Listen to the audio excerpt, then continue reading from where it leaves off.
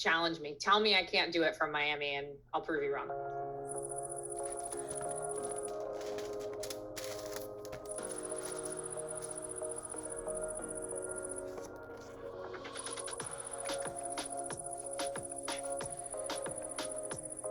You know, it's scary to think about leaving your job to do a startup. But I always say, if you have an idea that's going to change the world and it's going to make the world a better place, and you're the only person that can really make it happen, then you owe society to jump in chancletas first and build that company, build an inclusive team, and make the world a better place.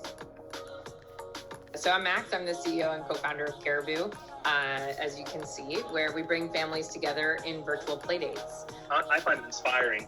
You are a female Latinx. You wound up just figuring it out how to raise money. And you're in Miami, which is not, San Francisco, Boston, Austin, New York. Would love to have you talk about taking these paths of just getting there and figuring it out. Yeah, the traditional path is you are a white male with privilege, and you go to Stanford Business School and you live out in San Francisco. You show up to other white males in a room and you write down an idea on a napkin and how it's going to be $1 billion idea, and people throw checks at your head.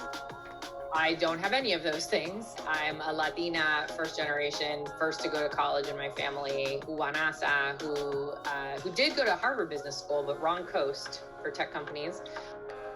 When I first started my company in 2017, I went to Silicon Valley, tried to raise money, and everyone was like, well, if you don't move to Silicon Valley, we're not going to fund you. And I was like, well, then thank you for making it super clear that you're not my investor. Moving on. Especially growing up Cuban. I just feel like we have such an entrepreneurial spirit. Every time I talk to my Cuban family or I visit Cuba, there's just this spirit of yes, we have a 1956 Chevy and there's no parts for it. So we're gonna figure it out. We're gonna use gum and tape and grass, and we're gonna make these cars work. There's such a spirit of innovation. And when you really, come to this country with nothing, you have to figure it out. You have to get scrappy. You become relentless. And so I grew up with that sentido, right? Of you just figure it out. And also with a feeling of community. I just felt like, especially with my family and Miami, there was always a sense of let's all help each other out, because when we got here, someone helped us. That's a big reason I've kept my company in Miami, because there's such a collaborative ecosystem, especially with the women here. I know everyone all of a sudden found out about the Miami tech ecosystem 3 months ago. I've been repping it since the 80s and have definitely been pushing for it. So to have a place in Miami where we're all so collaborative, we cheer each other on, we're constantly pushing for companies in Miami to win, I think that's really special. And I'm excited about the founders that are moving here that are going to be able to kind of be part of that ecosystem.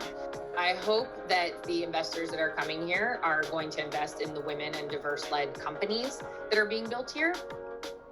But we'll see, because our numbers are always low, but there's a lot of women building businesses here, a lot of diverse women building businesses here. I was like, hey, listen, I saw your abuela making café con leche, and I think mine is better. And so she was in San Francisco and she flew to New York. So she flew to New York and we actually videoed it, and she kicked my ass. And then a beautiful friendship and partnership evolved, and so that's where we are today. So, that's anyway. In olden times where you would say something and it was let's take this outside and have a duel with yes. with fun.